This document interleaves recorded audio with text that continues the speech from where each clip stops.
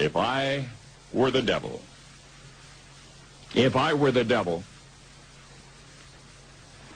if I were the prince of darkness, I'd want to engulf the whole world in darkness, and I'd have a third of its real estate and 4/5 of its population, but I wouldn't be happy until I had seized the ripest apple on the tree, thee. So I'd set about, however necessary, to take over the United States. I'd subvert the churches first. I'd begin with a campaign of whispers. With the wisdom of a serpent, I would whisper to you as I whispered to Eve, do as you please. To the young, I would whisper that the Bible is a myth. I would convince them that man created God instead of the other way around. I would confide that what's bad is good and what's good is square. And the old I would teach to pray after me, Our Father, which art in Washington. And then I'd get organized. I'd educate authors in how to make lurid literature exciting so that anything else would appear dull and uninteresting. I'd threaten TV with dirtier movies and vice versa. I'd peddle narcotics to whom I could. I'd sell alcohol to ladies and gentlemen of distinction. I'd tranquilize the rest with pills. If I were the devil, I'd soon have families at war with themselves, churches at war with themselves, and nations at war with themselves, until each in its turn was consumed. And with promises of higher ratings, I'd have mesmerizing media fanning the flames. If I were the devil, I would encourage schools to refine young intellects, but neglect to discipline emotions. Just let those run wild. Until before you knew it, you'd have to have drug-sniffing dogs and metal detectors at every schoolhouse door. Within a decade, I'd have prisons overflowing. I'd have judges promoting pornography. Soon I could evict God from the courthouse, then from the schoolhouse, and then from the houses of Congress. And in his own churches, I would substitute psychology for religion and deify science. I would lure priests and pastors into misusing boys and girls and church money. If I were the devil, I'd make the symbol of Easter an egg and the symbol of Christmas a bottle. If I were the devil, I'd take from those who have and give to those who wanted until I had killed the incentive of the ambitious. And what'll you bet? I couldn't get whole states to promote gambling as the way to get rich. I would caution against extremes in hard work, in patriotism, in moral conduct. I would convince the young that marriage is old-fashioned, that swinging is more fun, that what you see on TV is the way to be. And thus I could undress you in public, and I could lure you into bed with diseases for which there is no cure. In other words, if I were the devil, I'd just keep right on doing what he's doing. Paul Harvey. Good day.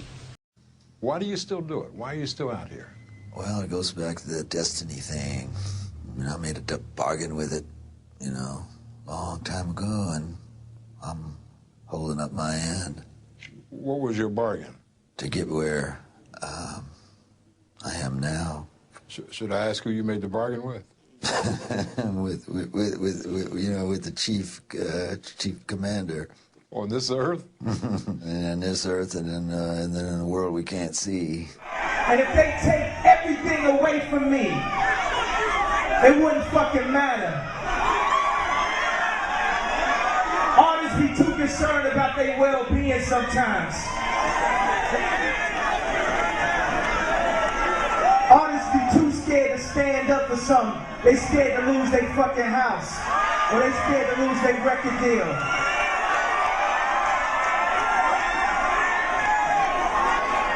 I sold my soul to the devil. I know it's a crappy deal.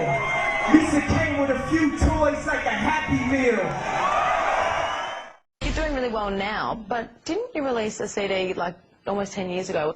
Yeah, I mean, I released a gospel record when I was 15 because I grew up in, a household where all I ever did was listen to gospel music, and my parents are both traveling ministers, and so I kind of sang about, what was going on in my life at 15, and that's how I got introduced to the music industry. Because I swear I wanted to be like the Amy Grant of music, Yeah. but it didn't work out, and so I sold my soul to the devil. I had to ask some friends because I was hearing a lot about her, and so they told me, you know, who she was and what she was doing. And I come from the school of thought there's just some things that the public just shouldn't know. You know what I'm saying? Like things that happen between two people, a wife and a husband, girl. I just don't think that it's for mass consumption. I just have always felt that way, and I just think that the whole idea of celebrity and fame has become really convoluted and, you know, kind of bastardized, like whereas fame used to be the byproduct of success, and now it's the ultimate goal. And if your ultimate goal is to be famous, then you're gonna do a lot to get there, like sign your name in blood in a contract with the devil. Like you're gonna end up on a one-way street and it's going nowhere. Like that's just the truth. I've seen so many people like forsake their moral code and their value systems just for a little bit of fame, and it's not worth it at the end of the day. It's really not. Roman is a crazy boy who lives in me, and he says the things that I don't want to say. He was born, just a few months ago. I think he was born out of rage. He was conceived in rage, so he bashes everyone. He threatens to beat people, and he's violent. That must be nice to have like an ignorant loudmouth who you can just sort of blame every... He wants to be blamed.